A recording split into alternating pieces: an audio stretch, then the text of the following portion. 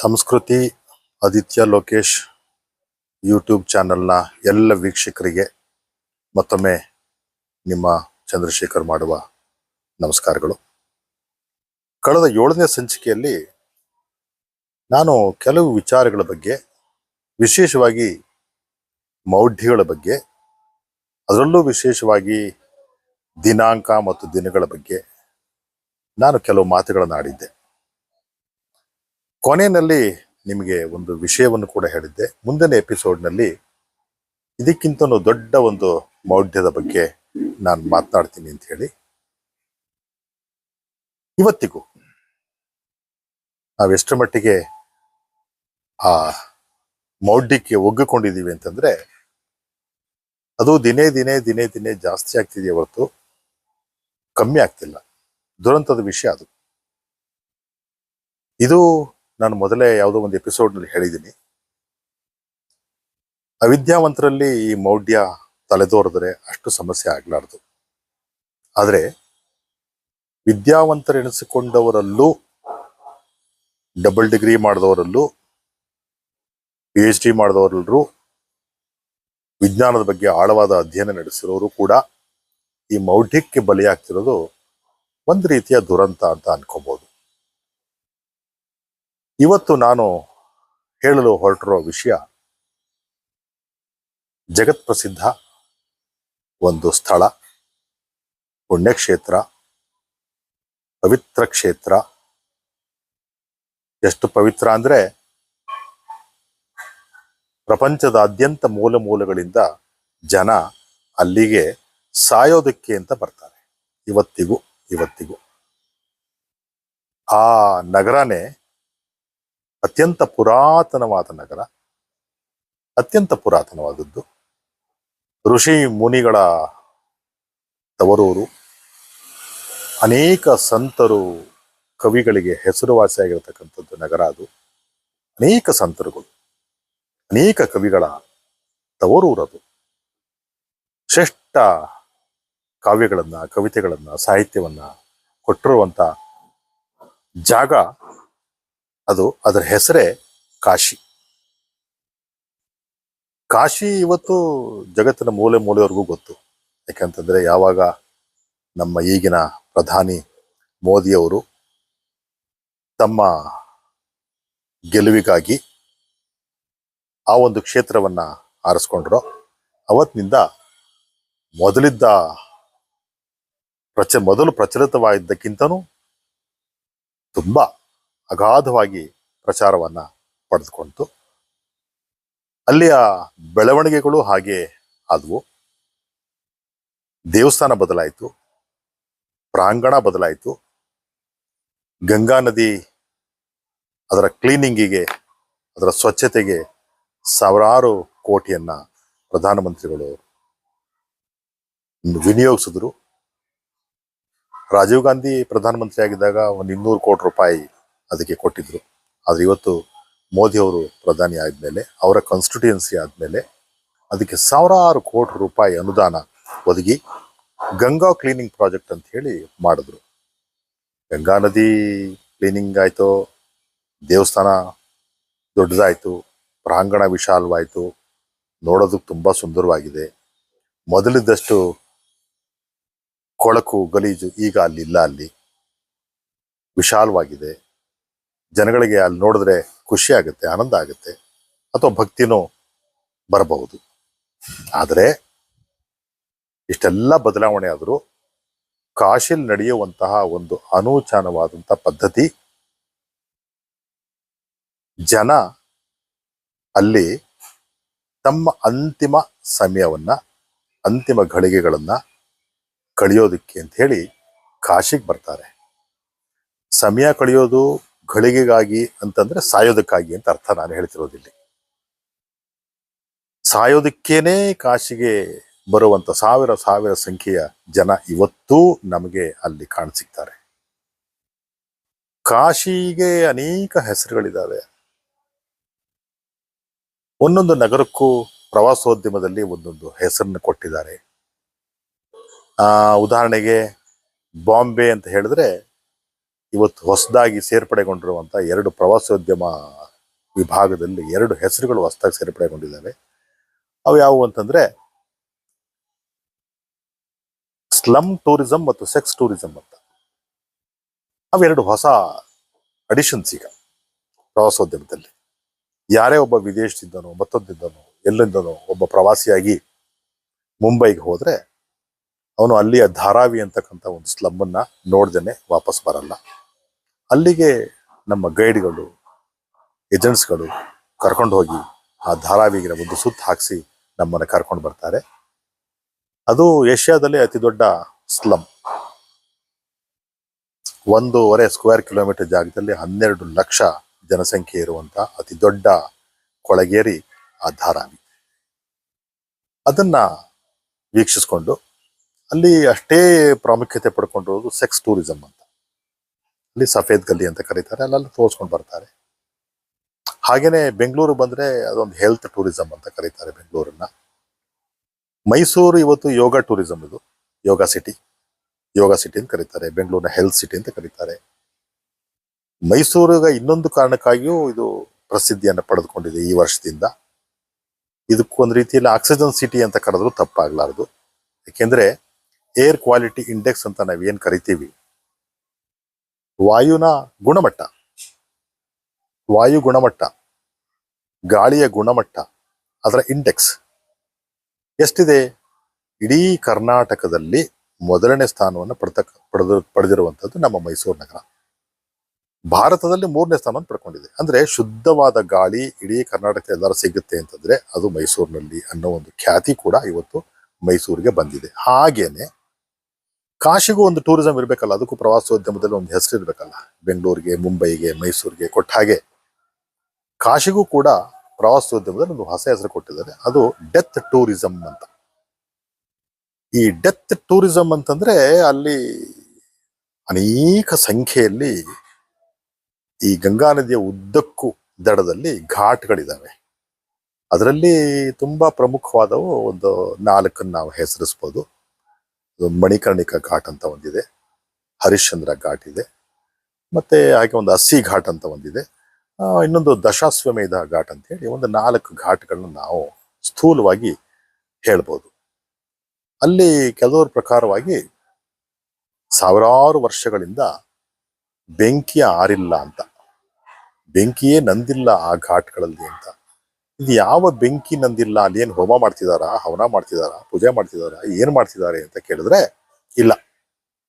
ಅಲ್ಲಿ ಈ ಶವಗಳನ್ನ ದಹಿಸುವ ಕ್ರಿಯೆ ಇದೆಯಲ್ಲ, ಅದು ನಿರಂತರವಾಗಿ 24x7 365 ದಿನಗಳು ಬಿಡುವಿಲ್ಲದೆ, ಒಂದು ನಿಮಿಷ ಹಗಲು ರಾತ್ರಿ ಎನ್ನುವ ಪರಿವೆ ಇಲ್ಲದೆ, ಮಳೆ ಚಳಿ ಎನ್ನುವ ಪರಿವೆ ಇಲ್ಲದೆ ನಿರಂತರವಾಗಿ ಸಾವಿರಾರು ವರ್ಷಗಳಿಂದ ನಡೆದುಕೊಂಡು ಬರುವಂತ ಒಂದು ಕ್ರಿಯೆ, ಆ ದಹನ ಕ್ರಿಯೆ. ಯಾಕೆ ಕಾಶಿನಲ್ಲಿ ಅಷ್ಟೊಂದು ಪ್ರಸಿದ್ಧ ಅದು ಡೆತ್ ಟೂರಿಸಂ ಅಂತ ಯಾಕೆ ಕರೀತಾರೆ ಅಂದ್ರೆ, ನಮ್ಮಲ್ಲಿ ನಮ್ಮ ಜನಗಳಲ್ಲಿ ಅನ್ನೋದು ನಮ್ಮಲ್ಲಿ ನಮ್ಮೆಲ್ಲರಲ್ಲೂ ಒಂದು ಪರಿಕಲ್ಪನೆ ಇದೆ, ಸ್ವರ್ಗ ಮತ್ತು ನರಕದ ಪರಿಕಲ್ಪನೆ. ಒಳ್ಳೇದು ಮಾಡಿದ್ರೆ ಸ್ವರ್ಗಕ್ಕೆ ಹೋಗ್ತಾನೆ, ಅನ್ಯಾಯ ಮಾಡಿದ್ರೆ, ಸುಳ್ಳು ಮಾಡಿದ್ರೆ, ತಟ್ವಾಟ ಮಾಡಿದ್ರೆ, ಕೆಟ್ಟ ಕೆಲಸ ಮಾಡಿದ್ರೆ ನರಕಕ್ಕೆ ಹೋಗ್ತಾನೆ ಅನ್ನೋ ಒಂದು ನಂಬಿಕೆ ಇವತ್ತು ನಮ್ಮಲ್ಲಿದೆ. ಅದೆಲ್ಲ ಸ್ವರ್ಗ ಇದೆ, ಅದೆಲ್ಲ ನರಕ ಇದೆ ಅನ್ನೋದು ಬೇರೆ ಮಾತು. ಆದ್ರೆ ಸ್ವರ್ಗ ಮತ್ತು ನರಕಗಳ ಕಲ್ಪನೆ ಇವತ್ತು ಇದೆ.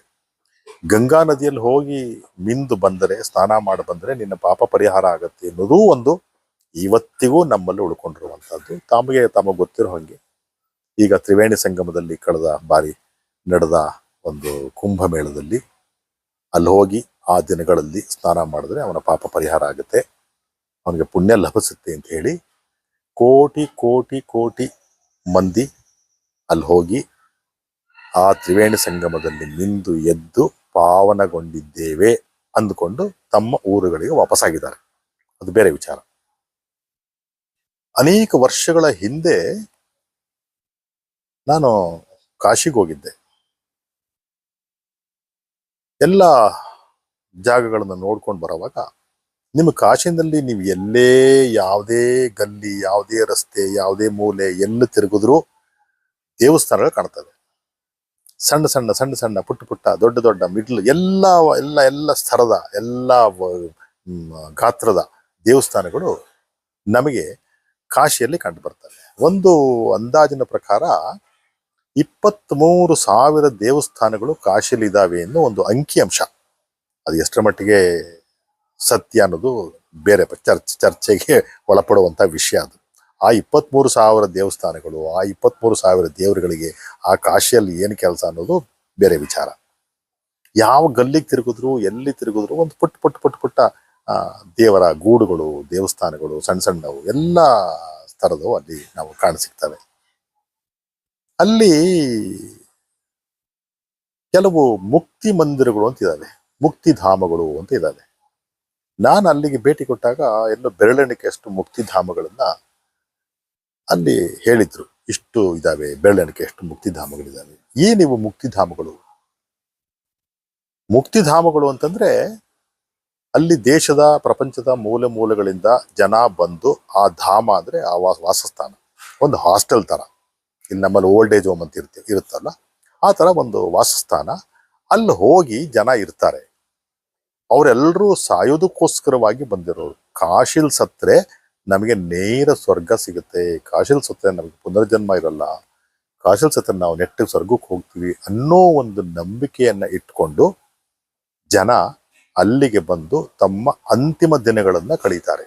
ಅವ್ರಿಗೆ ಆ ಮಣಿಕರ್ಣಿಕಾ ಘಾಟ್ನಲ್ಲೋ, ಹರಿಶ್ಚಂದ್ರ ಘಾಟ್ನಲ್ಲೋ, ಅಸ್ಸಿ ಘಾಟ್ನಲ್ಲೋ ಅಥವಾ ದಶಾಶ್ವಮೇಧ ಘಾಟ್ನಲ್ಲೋ ಅವರ ಅಂತ್ಯಕ್ರಿಯೆಗಳು ನೆರವೇರ್ತವೆ. ಆ ಕಾಶಿಯಲ್ಲಿ ಸಾವು ಕೂಡ ಒಂದು ವ್ಯಾಪಾರ. ಅಲ್ಲಿ ಇಟ್ಸ್ ಎ ಬಿಗ್ ಬಿಸ್ನೆಸ್.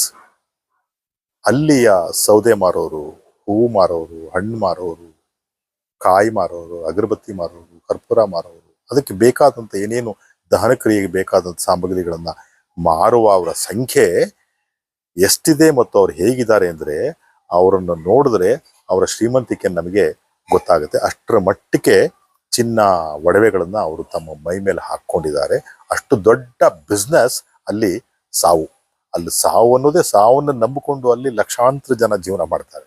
ಅವ್ರಿಗೆ ಸಾವೇ ಬದುಕು, ಬೇರೆಯವರ ಸಾವು ತಮ್ಮ ಬದುಕು ಅಂತ ಅಂದ್ಕೊಂಡಿರೋ ಜನ ಅಲ್ಲಿಯವರು. ಅಲ್ಲಿ ಒಬ್ಬರನ್ನ ಭೇಟಿ ಮಾಡಿದೆ, ಒಬ್ಬ ಮ್ಯಾನೇಜರ್. ಅಲ್ಲಿ ಆ ಥರ ಮುಕ್ತಿಧಾಮಗಳಿದ್ವಲ್ಲ, ಆ ಮುಕ್ತಿಧಾಮದ ಒಬ್ಬ ಮ್ಯಾನೇಜರ್ನ ಭೇಟಿ ಮಾಡಿ ಕೆಲವು ಮಾಹಿತಿಗಳನ್ನ ಪಡೆದುಕೊಳ್ಳೋದು ಪ್ರಯತ್ನ ಪಟ್ಟೆ. ಮೊದಲಿಗೆ ಅವ್ರು ಸ್ವಲ್ಪ ಹಿಂದೆ ಮುಂದೆ ನೋಡಿದ್ರು ವಿಷಯಗಳನ್ನ ಬಿಟ್ಕೊಡೋದಕ್ಕೆ, ಹೇಳೋದಕ್ಕೆ. ಯಾಕೆಂದ್ರೆ ಮತ್ತಿವು ನಾನೇನೋ ಹೇಳೋದು, ಇವ್ರೇನೋ ಬರೆಯೋದು, ಇವ್ರೇನೋ ಹೇಳೋದು, ಯಾಕೆ ಬೇಕು ಇವೆಲ್ಲ ರಗಳೆಗಳು ಅಂತ ಹೇಳಿ ಸ್ವಲ್ಪ ಅವ್ರು ಹಿಂದೇಟ್ ಹಾಕಿದ್ರು.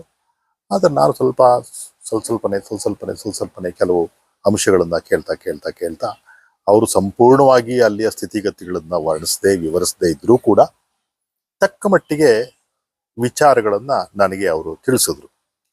ಅವ್ರು ಹೇಳಿದ್ರು, ನೋಡಿ ಸ್ವಾಮಿ, ಕಳೆದ 40 ವರ್ಷದಿಂದ ನಾನು ಈ ಮುಕ್ತಿಧಾಮದಲ್ಲಿ ಕೆಲಸ ಮಾಡ್ತಿದ್ದೀನಿ ಮ್ಯಾನೇಜರ್ ಆಗಿ. ನಾನಿಲ್ಲಿ ಸಾವಿರ ಜನ ಬಂದು ಸಾವನ್ನ ನಾನು ನೋಡಿದ್ದೀನಿ. ಇವತ್ತು ಸಾವು ನನಗೆ ಏನು ಅನ್ಸೋದಿಲ್ಲ, ಅದೊಂದು ಕ್ರಿಯೆ ಅಷ್ಟೇ. ಸಾವು ನನ್ನಲ್ಲಿ ಯಾವ ತಲ್ಲಣಗಳನ್ನಾಗ್ಲಿ, ಪಲ್ಲಟಗಳನ್ನಾಗ್ಲಿ, ಭಾವನೆಗಳನ್ನ ಕೆದ್ಕೊಳ್ಳೋದಾಗ್ಲಿ, ಭಾವನೆಗಳನ್ನ ಇದು ಯಾವ ವ್ಯತ್ಯಾಸ ನನ್ನಲ್ಲಿ ಆಗಲ್ಲ. ಅದೊಂದು ಮಾಮೂಲಿ ಪ್ರಕ್ರಿಯೆ ಅಂತ ನಾನು ಇವತ್ತು ಅಂದ್ಕೊಂಡ್ಬಿಟ್ಟಿದ್ದೀನಿ. ಯಾಕೆಂದ್ರೆ ಜನ ಇಲ್ಲಿಗೆ ಬರೋದೇ ಸಾಯೋದಕ್ಕೆ. ಅವ್ರು ಹೇಳಿದ್ರು, ನೋಡಿ ನಮ್ಮಲ್ಲಿ ಯಾರೇ ಬಂದ್ರು ಅವ್ರಿಗೆ 15 ದಿವಸ ಟೈಮ್ ಕೊಡ್ತೀವಿ. 15 ದಿನದೊಳಗಡೆ ಅವ್ರು ಸಾಯ್ಬೇಕು. 15 ದಿನದೊಳಗಡೆ ಅವ್ರು ಸಾಯ್ಲಿಲ್ಲ ಅಂತಂದ್ರೆ ಅವ್ರನ್ನ ನಾವು ಡಿಸ್ಚಾರ್ಜ್ ಮಾಡ್ಬಿಡ್ತೀವಿ, ಇಲ್ಲಿಂದ ವಾಪಸ್ ಹೊರಟೋಗ್ತಾರೆ, ನಾವು ಇಟ್ಕೊಳ್ಳಲ್ಲ ಅಂತ. ಬೈ ದಿ ಮ್ಯಾಕ್ಸಿಮಮ್ ಅಂತಂದ್ರೆ 3-4 ದಿವಸ ಸಮಯ ಕೊಡ್ಬೋದು ಅವ್ರಿಗೆ. ಆದ್ರೆ ನನ್ನ ಅನುಭವದ ಪ್ರಕಾರವಾಗಿ ಇದುವರೆಗೆ ನಾನು ಕಂಡ ಮಟ್ಟಿಗೆ 99 ಭಾಗ ಜನ 15 ದಿನದ ಒಳಗಡೆನೆ ಇಲ್ಲಿ ಬಂದು ತಮ್ಮ ಜೀವನ ಕ್ರಿಯೆಯನ್ನು ಮುಗಿಸ್ಕೋತಾರೆ, ಸಾವನ್ನ ಅಪ್ಕೊಳ್ತಾರೆ, ಸಾವಿನ ಕಡೆಗೆ ಹೋಗ್ತಾರೆ. ಅವರ ಅಂತ್ಯಕ್ರಿಯೆಯನ್ನು ನಾವೇ ಮಾಡ್ತೀವಿ. ಅವ್ರ ಕಡೆಯವರು ಜನ ಇಲ್ಲಿ ಇರ್ತಾರೆ, ಒಬ್ಬರೋ ಇಬ್ಬರೋ, ಯಾರೋ ಅವ್ರ ಮಗನೋ ಅವ್ರ ಹೆಂಡತಿನೋ ಯಾರೋ ಬಂದು ಅವ್ರ ಜೊತೆ ಇರ್ತಾರೆ. ಅವ್ರು ಸತ್ತ ಮೇಲೆ ಅವರ ಕ್ರಿಯಾಕರ್ಮಗಳನ್ನು ಮುಗಿಸಿ ವಾಪಸ್ ಹೋಗ್ತಾರೆ. ಮುಂದೊಂದು ದಿನ, ಇವತ್ತು ಯಾವತ್ತು ಅವರ ಅಪ್ಪನ ಕ್ರಿಯೆಗೆ ಒಂದು ಕಾಯ್ಕೊಂಡು ಕೂತಿದ್ನೋ ಅವನೇ ಒಂದು ದಿನ ಮತ್ತೆ ಇಲ್ಲಿಗೆ ಬರ್ತಾನೆ, ಅವನು ಸಾವಿನ ಬಯಸ್ಕೊಂಡು. ಇದು ನಮ್ಮಲ್ಲಿ ನಡೀತಿರ್ತಕ್ಕಂಥ ಪದ್ಧತಿ. ಇದು ಅವತ್ತು ಬೆರಳೆಣಿಕೆಯಷ್ಟಿದ್ದ ಈ ಮುಕ್ತಿಧಾಮಗಳು ಇವತ್ತು 300ರ ಗಡಿಯನ್ನ ದಾಟಿವೆ ಅಂತ ಕೇಳಿದಾಗ ನಿಜವಾಗ್ಲೂ ನಮ್ಗೆ ಆಶ್ಚರ್ಯ ಆಗುತ್ತೆ. 300ರ ಗಡಿ ಆದರೂ ಸಾಲ್ತಿಲ್ವಂತೆ ಅವರಿಗೆ ಆ ಮುಕ್ತಿಧಾಮಗಳ ಸಂಖ್ಯೆ. ನೀವು ಆ ಕಾಶಿಗೆ ಹೋದಾಗ ರಾಜಬೀದಿಗಳಲ್ಲಿ ಹೋದ್ರೆ ಗೊತ್ತಾಗಲ್ಲ, ಮೇನ್ ರೋಡ್ಗಳಲ್ಲಿ ಹೋದ್ರೆ ಗೊತ್ತಾಗಲ್ಲ. ಸ್ವಲ್ಪ ಗಲ್ಲಿಗಳಲ್ಲಿ ಸಣ್ಣ ಸಣ್ಣ ರಸ್ತೆಗಳಲ್ಲಿ ಹೋದ್ರೆ ರಸ್ತೆಯ ಇಕ್ಕೆಲಗಳಲ್ಲೂ ಎರಡೂ ಬದಿಗಳಲ್ಲಿ ಗುಬ್ರ ಹಾಕೊಂಡು ಜನ ಕೂತಿರ್ತಾರೆ. ಅವರೆಲ್ಲ ಸಾಯೋಕ್ ಬಂದಿರೋ ಜನ. ಅವರು ಮುಕ್ತಿಧಾಮದಲ್ಲಿ ಜಾಗ ಸಿಗ್ಲಿಲ್ಲ ಅಂತ ಹೇಳಿ ಅಲ್ಲೆಲ್ಲೋ ಜಗಲಿ ಮೇಲೋ, ಅಲ್ಲೆಲ್ಲೋ ಅಂಗಡಿ ಮುಂದೆನೋ, ಇನ್ನೆಲ್ಲೋ ಫುಟ್ಪಾತ್ನಲ್ಲೋ ಅಲ್ಲೇ ಮಲ್ಕೊಂಡು ಜೀವನ ಮಾಡಿ ಯಾವತ್ತೋ ಒಂದಿನ ತಮ್ಮ ಜೀವನ ಕಳ್ಕೊಂಡು ಸಾವಿನ ಅಪ್ಕೊಂಡು ಅವ್ರಿಗೂ ಕೂಡ ಅಲ್ಲಿ ಕ್ರಿಯಾಕರ್ಮಗಳು ಅಂತ್ಯಕ್ರಿಯೆಗಳು ನಡೀತವೆ. ಒಂದು ಅಂದಾಜಿನ ಮಟ್ಟಿಗೆ ಮಣಿಕರ್ಣಿಕಾ ಘಾಟ್ ಒಂದರಲ್ಲೇ ದಿನಕ್ಕೆ 100 ಶವಗಳ ದಹನ ಆಗುತ್ತೆ ಅನ್ನೋದು ಅಂಕಿಅಂಶಗಳ ಪ್ರಕಾರ. ಪ್ರತಿ 10 ನಿಮಿಷಕ್ಕೆ ಒಂದು ಶವ ಅಲ್ಲಿಗೆ ಬರುತ್ತೆ. ಯಾರೇ ವಿದೇಶಿ ಪ್ರವಾಸಿ ಆಗಿರ್ಬೋದು, ನಾವು ಇಲ್ಲಿಯ ಸ್ಥಳೀಯರಾಗಿರ್ಬೋದು, ದೇಶವಾಸಿಗಳಾಗಿರ್ಬೋದು, ನಾವಿಲ್ಲಿಂದ ಹೋಗ್ಬೋದು, ಅದನ್ನ ನೋಡೋದಕ್ಕೆ ಬಿಡ್ತಾರೆ, ನೋಡ್ಬಹುದು. ಅಲ್ಲಿಯ ದಹನ ಕ್ರಿಯೆಯನ್ನ, ಅಲ್ಲಿಯ ಸಂಪ್ರದಾಯಗಳನ್ನ, ಅಲ್ಲಿರೋ ಪಾಂಡಗಳನ್ನ, ಅಲ್ಲಿರೋ ಪೂಜಾರಿಗಳನ್ನ, ಅವರು ಮಾಡುವ ಅವಾಂತರಗಳನ್ನ, ಅವರು ನೆರವೇರಿಸುವ ಕ್ರಿಯೆಗಳನ್ನ ನಾವು ನೋಡಬಹುದು. ಆದ್ರೆ ಯಾವುದೋ ವಿಡಿಯೋ ಮಾಡೋದಾಗ್ಲಿ, ಫೋಟೋ ಮಾಡೋದಾಗ್ಲಿ ಅವ್ರು ಅಲೋ ಮಾಡಲ್ಲ. ಅಪ್ಪಿತಪ್ಪಿ ಗೊತ್ತಾದ್ರೆ ನಿಮ್ಮ ಮೊಬೈಲೋ ಮತ್ತೊಂದು ಕ್ಯಾಮ್ರಾನೋ ಅದು ಕೂಡ ಆ ಶವದ ಜೊತೆ ದಹನ ಕ್ರಿಯೆಯಲ್ಲಿ ಪಾಲ್ಗೊಳ್ಳುತ್ತೆ. ಅವ್ರು ಮೊದಲೇ ಹೇಳಿರ್ತಾರೆ. ಸೊ ಹೀಗಾಗಿ ಅಲ್ಲಿ ಯಾರಿಗೂ ಫೋಟೋ ತೆಗಿಯೋಕ್ಕಾಗಲಿ, ವಿಡಿಯೋ ಮಾಡೋಕ್ಕಾಗಲಿ ಬಿಡಲ್ಲ. ಆದರೂ ಹಲವಾರು ವಿಡಿಯೋಗಳು ನಿಮಗೆ ಯೂಟ್ಯೂಬ್ ಹೋದ್ರೆ ಸಿಗುತ್ತೆ. ಇದಕ್ಕಿಂತನೂ ಇದು ಎಲ್ಲಿ ಯಾವಾಗ ಶುರುವಾಯಿತು ಏನು ಅನ್ನೋದು ಸ್ವಲ್ಪ ಕೆದಕ್ತಾ ಹೋದ ಹಂಗೆ 16-17ನೇ ಶತಮಾನದಲ್ಲಿ ಈ ಸಾವಿನ ಪ್ರಕ್ರಿಯೆ ಶುರುವಾಯಿತು. ಕಾಶಿಯಲ್ಲಿ ಸತ್ರೆ ನಮಗೆ ಮುಕ್ತಿ ಸಿಗುತ್ತೆ ಅನ್ನೋ ಒಂದು ಭಾವ ಸೃಷ್ಟಿಯಾದಂತೆ ಸಾವಿರಾರು ವರ್ಷ, 100, 500, 600 ವರ್ಷಗಳ ಹಿಂದೆ 17ನೇ ಶತಮಾನದಲ್ಲಿ ಇದೆಲ್ಲ ಶುರುವಾದದ್ದು. ಅವತ್ತು ಇಷ್ಟರ ಮಟ್ಟಿಗೆ ಹೀಗೆ ಜನ ಸಾಯ್ತಿರ್ಲಿಲ್ಲ. ಅವತ್ತು ಅಲ್ಲೊಂದು ಕಾಶಿ ಕರ್ವತ್ ಮಂದಿರ್ ಅಂತ ಇತ್ತಂತೆ, ಈಗಲೂ ಇದೆ. ತುಂಬಾ ಕುಪ್ರಸಿದ್ಧಿಯಾದ ಅದು ಸ್ಥಳ, ಪೂಜಾ ಸ್ಥಳ, ಪುಣ್ಯ ಸ್ಥಳ ಏನೋ ಏನಾದ್ರು ಹೇಳ್ಕೊಳ್ಳಿ. ಕಾಶಿ ಕರ್ವತ್ ಮಂದಿರ್ ಅಂತ ಗಂಗಾ ನದಿಯ ತಟದಲ್ಲೇ ಇರುವಂತ ಒಂದು ದೇವಸ್ಥಾನ. ಕರ್ವತ್ ಅಂತ ಹಿಂದಿ ಶಬ್ದ, ಅದು ಕರ್ವತ್ ಅಂತ. ಅದಕ್ಕೆ ಕನ್ನಡದಲ್ಲಿ ಗರಗಸ ಅಂತ ಕರಿತೀವಿ. ಕಾಶಿಯ ಕರ್ವತ್ ಮಂದಿರ, ಗರಗಸ ಇರುವಂತ ಒಂದು ಮಂದಿರ. ಮೊದಲು ಅಲ್ಲಿಗೆ ಜನ ಆತ್ಮಹತ್ಯೆ ಮಾಡ್ಕೊಳಕ್ ಹೋಗೋರು, ಹಾಗೆ ಸಾಯ್ತಿರ್ಲಿಲ್ಲ ಅವರು. 30 ಅಡಿ ಆಳದಲ್ಲಿ. ಇವತ್ತು ತಾವು ಯೂಟ್ಯೂಬ್ ಹೋದ್ರೆ ಇದನ್ನ ಸ್ವಲ್ಪ ಅದನ್ನೆಲ್ಲ ಪಾಳು ಬಿದ್ದೋಂಗಿತ್ತದು, ಯಾರನ್ನೂ ಅಲ್ಲಿ ಬಿಡ್ತಿರ್ಲಿಲ್ಲ ಆಗ. ಈಗ ಅದನ್ನೆಲ್ಲ ಸ್ವಲ್ಪ ರೆನೋವೇಟ್ ಮಾಡಿ, ಶುದ್ಧಗೊಳಿಸಿ, ನೋಡೋ ಹಾಗೆ ಮಾಡಿ ನಮ್ಮ ಸಾರ್ವಜನಿಕರಿಗೆ ಅದಕ್ಕೆ ಪ್ರವೇಶ ಕೊಡ್ತಾರೆ. ಅಲ್ಲಿ ಹೋಗಿ ನೋಡಿದ್ರೆ 30 ಅಡಿ ಆಳದಲ್ಲಿ ಕೆಳಗಡೆ ಒಂದು ಶಿವಲಿಂಗ ಇದೆ. ಮೊದಲು ಅಲ್ಲಿ ಗರಗಸ್ಗಳಿದ್ವು. ಜನ ಮೇಲಿಂದ ಧುಮುಕ್ತಿದ್ರು, ಆ ಗರಗಸ್ಗಳ ಮೇಲೆ ಬೀಳ್ತಿದ್ರು. ಆ ಗರಗಸ ಅವ್ರನ್ನ ಕುಯ್ದು ಬಿಸಾಕ್ತಿತ್ತು, ಕಟ್ ಮಾಡ್ತಿತ್ತು, ಪ್ರಾಣ ಹೋಗ್ತಿತ್ತು. ಆ ಹೆಣಗಳು ಗಂಗಾ ನದಿಯಲ್ಲಿ ತೇಲ್ಕೊಂಡು ಹೋಗ್ತಿದ್ವು. ಇದು ಆ ಕಾಶಿ ಕರ್ವತ್ ಮಂದಿರನ ಪ್ರಕ್ರಿಯೆ. ತುಂಬಾ ಅಮಾನುಷವಾದಂತ ಕ್ರಿಯೆ ಇದು. ಈಗಿನ ಹಾಗೆ ಮುಕ್ತಿಧಾಮಗಳು ಇಲ್ಲದೆ ಇರುವಂತ ಕಾಲ ಅದು. ಆಗಲೂ ಜನಗಳಿಗೆ ಒಂದು ನಂಬಿಕೆ ಏನು ಅಂದ್ರೆ, ಕಾಶಿಲ್ ಸತ್ರ ನಾವು ಸ್ವರ್ಗಕ್ಕೆ ಹೋಗ್ತೀವಿ, ಹೆಂಗೋ ಸಾಯೋ ಸರಿ ಒಟ್ಲಿ, ಹೀಗೆ ಸಾಯ್ಬೇಕು ಅಂತ ಏನಿಲ್ಲ, ಹೆಂಗೋ ಸತ್ರು ನಾವು ಸ್ವರ್ಗಕ್ಕೆ ಹೋಗ್ತೀವಿ. ಕರಗಸಕ್ಕೆ ಸತ್ತೀವೋ, ಇನ್ಯಾರೋ ಸಾಯಿಸ್ತಾರೋ, ಇನ್ನೇನೋ ಮಾಡ್ತಾರೋ, ಅಂತೂ ಸಾವು ಕಾಶಿಲ್ ಆಗುತ್ತೆ, ಅಷ್ಟೇ ಮುಖ್ಯ. ಎಲ್ಲಿ ಸತ್ರಿ ಅನ್ನೋದು ಮುಖ್ಯ ಹೊರತಾಗಿ ಹೇಗೆ ಸತ್ರಿ ಅನ್ನೋದು ಮುಖ್ಯ ಆಗಲ್ಲ ಅನ್ನೋದು ಇವತ್ತಿಗೂ ಅಲ್ಲಿ ಇರ್ತಕ್ಕಂಥ ಒಂದು ಸೋಜಿಗದ ಸಂಗತಿ. ಬ್ರಿಟಿಷರು ಬಂದ ಮೇಲೆ ಆ ಪದ್ಧತಿಗೆ ಅವರು ಸ್ವಲ್ಪ ಬ್ರೇಕ್ ಹಾಕಿದ್ರು. ಮಾಡಬಾರ್ದು ಇವೆಲ್ಲ, ಇದು ಅಮಾನವೀಯ, ಇನ್ಹ್ಯೂಮನ್ ಆಕ್ಟಿವಿಟೀಸ್ ಇವೆಲ್ಲ.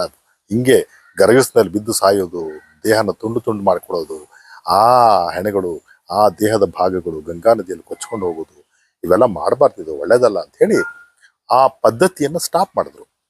ಆದರೂ ನಾವು ಭಾರತೀಯರಲ್ವೇ, ನಮಗೆ ಯಾವ ತೊಡಕನ್ನು ಉಂಟು ಮಾಡಲ್ಲ. ಅವ್ರಿಗೆ ಗೊತ್ತಿಲ್ದಂಗೆ ಕದ್ದೋ ಕಾಣದಂಗೋ ಹೋಗಿ ಜನ ಆ ಗರಗಸದ ಮಂದಿರದಲ್ಲಿ ಹೋಗಿ ಆ ಗರಗಸದ ಮೇಲೆ ಬಿದ್ದು ಸಾಯ್ತಾ ಇದ್ರು.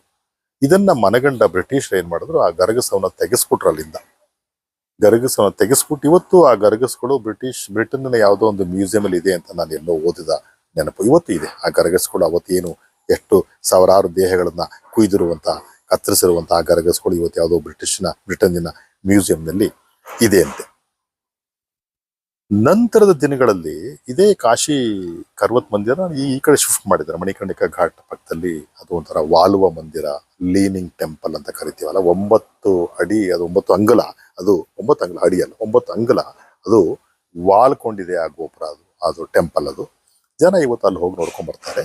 ಕಾಶಿ ಕರ್ವತ್ ಮಂದಿರ್, ಹಳೆಯ ಕಾಶಿ ಕರ್ವತ್ ಮಂದಿರ್ ಯಾರು ಎಲ್ಲಿ ಅಂತ ಅಮಾನವೀಯ ಕೃತ್ಯ ನಡೀತಿತ್ತೋ ಇವತ್ತು ಸ್ವಲ್ಪ ಅದನ್ನ ರೆನೋವೇಟ್ ಮಾಡಿದ್ದಾರೆ, ನೋಡಂಗ್ ಮಾಡಿದ್ದಾರೆ. ಆದ್ರೆ ಕೆಳಗಡೆ ಹೋಗ್ಲಿಕ್ಕೆ ಯಾರನ್ನೂ ಬಿಡಲ್ಲ. ಅಲ್ಲೊಬ್ರು, ನಾನು ಯೂಟ್ಯೂಬ್ನಲ್ಲಿ ನೋಡಿದೆ, ಅವ್ರು ಹೇಳ್ತಾರೆ, ಯಾರನ್ನೂ ಇದುವರೆಗೆ ನಾವು ಆ ಲಿಂಗದ ಬಳಿ ಹೋಗೋದಕ್ಕೆ ಬಿಟ್ಟಿಲ್ಲ. ದೇಶದ ಪ್ರಧಾನಿ ಬರ್ಲಿ, ಅಧ್ಯಕ್ಷರು ಬರ್ಲಿ, ಸಾಮಾನ್ಯ ಜನ ಇಲ್ಲಿ ಮೇಲ್ ನಿಂತು ಆ ರೈಲಿಂಗ್ಸ್ ಹತ್ರ ನಿಂತ್ಕೊಂಡು ಕೆಳಗಡೆ ಬಗ್ಗಿ ಆ ಲಿಂಗವನ್ನ ಗಮನಿಸ್ತಾರೋ ನೋಡ್ತಾರೋ ಅಷ್ಟೇ.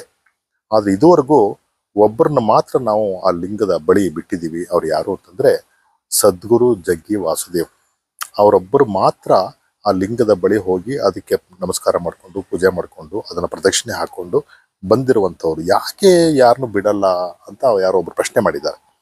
ಅದಕ್ಕೆ ಉತ್ತರ ಏನು ಅಂತಂದ್ರೆ, ಆ ಲಿಂಗದ ಬಳಿ ಹೋದ್ರೆ ಸಿಕ್ಕಾಪಟ್ಟೆ ನಿಮ್ಗೊಂದು ಎನರ್ಜಿ ಉತ್ಪನ್ನ ಆಗುತ್ತೆ, ಬರುತ್ತೆ. ನಿಮ್ ಕೈಲಿ ಅದನ್ನ ತಡ್ಕೊಳಕ್ ಆಗಲ್ಲ ಆ ಎನರ್ಜಿನ, ಆ ಶಕ್ತಿಯನ್ನ. ಯಾರು ಸಾಧಕರಿದಾರೋ ಅವ್ರಿಗಷ್ಟೇ ಅದನ್ನ ತಡ್ಕೊಳ್ಳೋ ಸಾಧ್ಯ ಅಂತ ಹೇಳಿ ಅವರೊಬ್ಬರನ್ನ ಬಿಟ್ಟಿದೀವಿ. ಅವರು ಆರಾಮ್ಸೆ ಹೋಗಿ ಬಂದಿದ್ದಾರೆ, ತಮ್ಮ ಅನುಭವಗಳನ್ನ ಹಂಚ್ಕೊಂಡಿದ್ದಾರೆ ಅಂತ ಹೇಳುವಂತ ಮಾತು. ಸೊ ಅಲ್ಲಿ ಒಂದು ಹಳ್ಳಿ ಮಘಾರ್ ಅಂತ, ಕಾಶಿ ಪಕ್ಕದಲ್ಲಿ ಒಂದು ಹಳ್ಳಿ, ಗೋರಖ್ಪುರದ ಹತ್ರ, ಇವತ್ತೆಲ್ಲೋ UP ಗೋರಖ್ಪುರದ ಹತ್ರ ಇರೋ ಹಳ್ಳಿ. ಅಲ್ಲಿ ಹೆಂಗೆ ನಂಬಿಕೆ ಅಂತಂದ್ರೆ, ಮಘಾರ್ ಹಳ್ಳಿನಲ್ಲಿ ಸತ್ರೆ ನೀನು ಮುಂದಿನ ಜನ್ಮದಲ್ಲಿ ನೀನು ಕತ್ತೆಯಾಗಿ ಹುಟ್ಟತೀಯಾ, ನೀನು ನರಕಕ್ಕೆ ಹೋಗ್ತೀಯಾ ಅನ್ನೋದು ಇವತ್ತು ವಾಡಿಕೆಯಲ್ಲಿರ್ತಕ್ಕಂಥ ಒಂದು ಮಾತು ಅಲ್ಲಿ.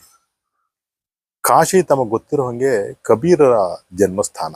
ಕಬೀರ್ ದಾಸರು ದೊಡ್ಡ ಸಂತ, ಕಬೀರ್, ಮಹಾತ್ಮ ಕಬೀರ್ ಅಂತ ಕರೆಸ್ಕೊಂಡ್ರಲ್ಲ, ಅವ್ರು ಅಲ್ಲಿಯವರೇ ಕಬೀರ್.